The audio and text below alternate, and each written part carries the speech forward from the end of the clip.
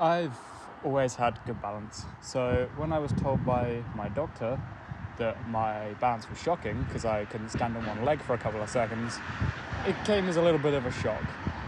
All my favourite sports, like mountain biking, snowboarding and surfing, require you to have good balance. So how could mine be bad?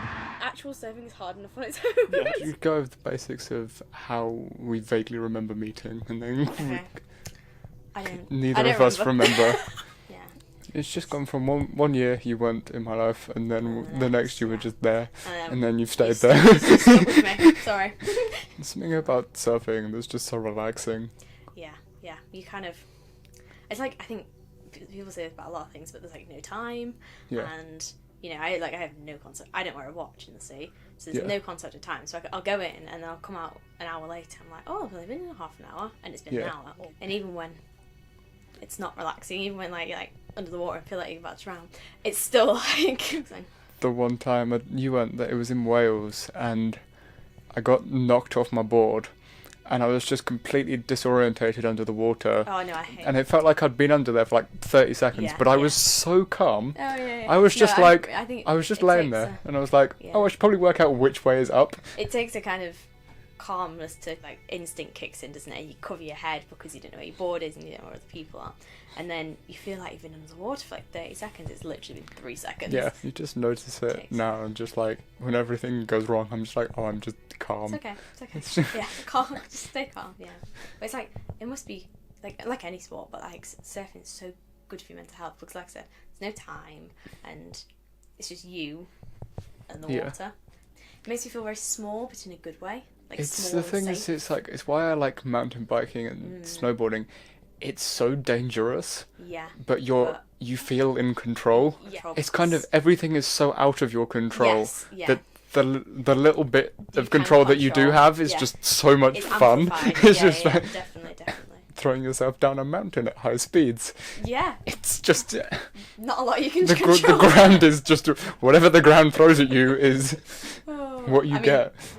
Over a year and a half ago now, I made a jump between two walls, and upon landing on the wall, my toes didn't quite reach over the edge enough, and the entire force of my body weight went through my ankle into the wall. And I injured this part of my ankle, and then because it was sore, I was like, oh, I'll do a smart thing and I'll do up my shoes really tight just to stop my ankle from wiggling around as much. That was the worst mistake I'd made, because then that just stopped the blood flow from getting to my ankle, and as it sort of swelled up, it then didn't go back down again. And it got to the point where it was just hurting every day. Like, the walk to and from college was just painful. So I actually decided to go to the doctors and get it looked at.